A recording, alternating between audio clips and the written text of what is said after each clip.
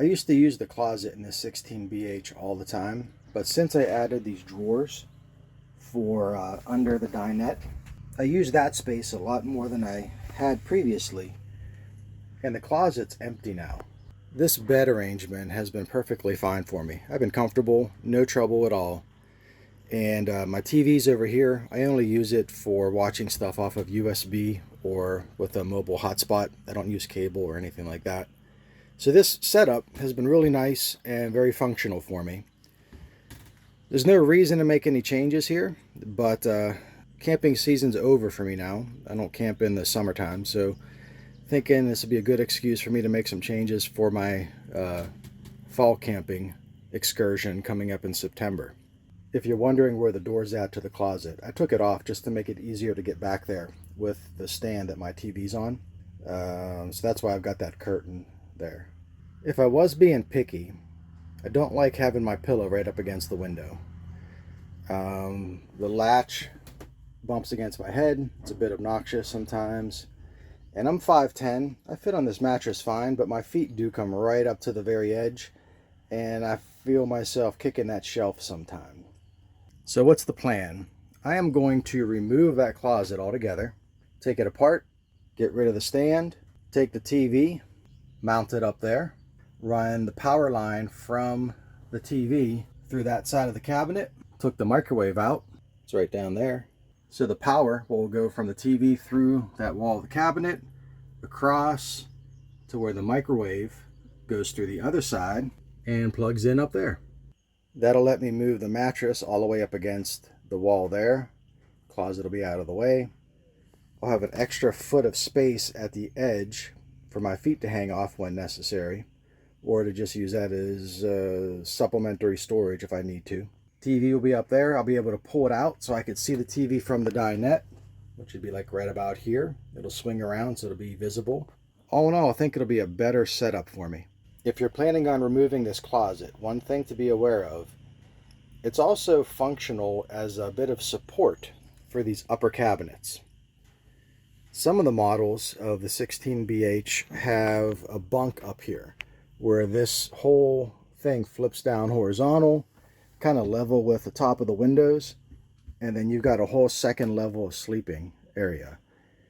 If you do that, if yours is designed that way and you use that and put a lot of weight on there, you might not want to take the closet out, because I do know it's there for a bit of support as well. In my case, I only use these for storing clothes when I go on longer trips. I never even come close to filling these things up, so I won't have a lot of weight on there. It's not a problem for me at all. And a lot of these are put together differently. It depends on what year you have and how it was made. Some of them are stapled, some of them are glued. Mine is screwed from the inside, but then there's a bit of sealant around the edges. So we'll see once I tear this thing apart and take it down. I'm hoping I can get that sealant off without it leaving a mark on the paneling. We'll find out if I can't get the sealant off, or if I end up ruining the paneling. Well, I guess we'll just see what happens if that's the case. In case you wondered, this is what the mattress looks like that came with my camper, at least. Could be different for others, but it's a standard full-size mattress. So it's just a little bit over 6 foot long, and it's an old-fashioned spring mattress. There's no memory foam, there's nothing. I actually really like it though. It's one of the most comfortable mattresses I've been on as an adult, so I really like it. I'm going to try to keep it. They do make a longer one, so once the closet comes out, there'll be some space. There's a full-size XL mattress, which adds like another 6 inches to it. So I might look into getting one of those someday, but I'm going to try using what I got here for another year or so and see how it works out. This is what the decking looks like under the bed. They put the nicer paneling just around the edges where it would be seen. And then everything else is what looks like maybe 3/8 inch plywood. When I was removing the microwave, I nicked the ceiling just a little bit. You can see that mark. There's a lot of reasons to love this paneling. I mean, it's the best interior you can get. One of them is when you do have a nick like that, it's so easy to fix it with just any old brown paint. Can't even tell it was there. Here's the inside of the closet. I'm not sure what the best way is to take this thing apart, but what I'm going to do is remove those screws along the base and these screws along this inside piece here as well. And then I'm going to take off the hanger on both sides. I'm assuming where it attaches there's probably like a stud on this wall of the closet. Got a couple of screws on the top part as well, taking those out. Once I got all the screws out, I could pretty much pull this and separate it a little bit.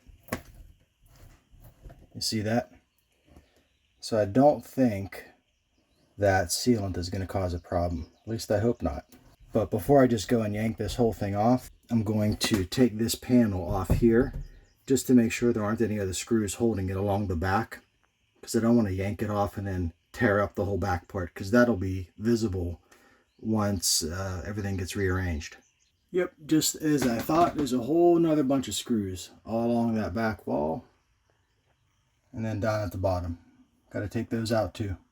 All the screws are out. It's starting to loosen up now. Pull this piece apart like that. Came free on the back pretty easily. A little bit of residue up at the top. So these were the screw holes I was most worried about. Try to take them out as carefully as I could, but this paneling just kind of chips up around the edges.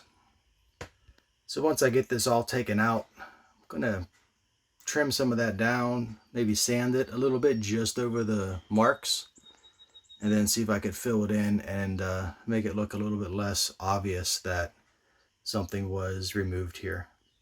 The screw holes on the side, there's only 3 of them, and they're not nearly as bad. So I think I'll be okay to just smooth those out and maybe patch them up a little bit. And then you got 2 holes here from where the clothing rod was. This is the part that's going to bother me the most though. This corner trim that was up here by the ceiling above the bed, it just kind of ends because they didn't put the trim inside the closet. And that's understandable. That's something that might not bother other people, but that'll drive me nuts not seeing that trim there. I may put like a cargo net under here, so and I'd attach it right there where that ends. That way it kind of looks purposeful, and then that'll give me a place to put eyeglasses or phone or whatever else, remote control, whatever. Actually, now that I'm thinking about it, this piece of trim was inside the closet. I'm going to use that to cover up these screw holes rather than try to repair them. I think that'll probably look better in the long run. Have to move it over just a smidge, and I'll try to put the screws in the same holes that I took them out of. That's not too shabby. I used the screws that the hinges had originally, and that way they weren't too long. The original screws would have been too long because they were going through 3/4 inch framing, and these work better. So after I touched up those screw holes, a little bit of brown paint, and then took a damp paper towel and just kind of wiped them clean. Can't really see where they were at. They all look like knot holes in the paneling now. Gotta say, this turned out okay. Pretty happy with how this looks. Looks like it was this way all along, really. I'm not even worried about that piece of trim up under there. You could barely even see where it used to be. And by me putting that vertical trim up, it kind of almost makes it look like it's supposed to be that way. So that's all right. And the outlets, I was kind of concerned about those too, but outlets are still accessible, so there's no trouble with that. That's good to see. One thing I noticed I will miss is a light under there, because that's what we got on this side here. And I did like having that when I'd be reading in bed. So I might just get a little battery powered light or something like that to stick underneath there. That'll be no trouble. And then you can see how much more room at the foot of the bed. I mean, there's at least a foot at the foot of the bed that's wide open now. So I'm not so sure what I'm going to do about that. I'm going to put something there, probably a chunk of memory foam or something like that. For the wall that the TV is going to go on, I've got 2 studs. There's a stud here with this window right here. And then there's a stud where the 2 pieces of paneling meet behind this piece of trim. There's a stud there. I can mount it right here on this stud. It would probably be okay, but it's not centered that way. It's 28 inches across between these two cabinets. So 14 inches is right about here. That's where I want the TV mount to go. So it's centered between here. I'm going to build a backing board that'll go from this stud to this stud across like that. And I'm going to use a piece of the paneling from the closet for the face of that. So that way when you see the backing board to the left of the TV over here, it doesn't look like just a random piece of wood. It'll kind of match. And then I'll mount the TV hanger right about here to that backing board. It's got a couple screws. So that should keep it nice and secure when I'm driving down the road. See how that turns out. Of course the TV's got to be level, right? So anytime I set the trailer up in the driveway, I always level it with the frame. It seems like the most sensible place to do that. It's never perfect everywhere, but you can see right now it's level on the frame. Inside on the back of the stove, perfectly level as well. Now we're on the bed's platform. It's a little bit off. You move it around a little bit, it's getting a little bit worse, isn't it?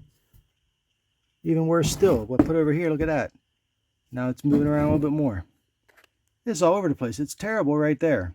I guess the point I'm getting at is I don't think putting this TV level is necessarily what's the most important thing to me.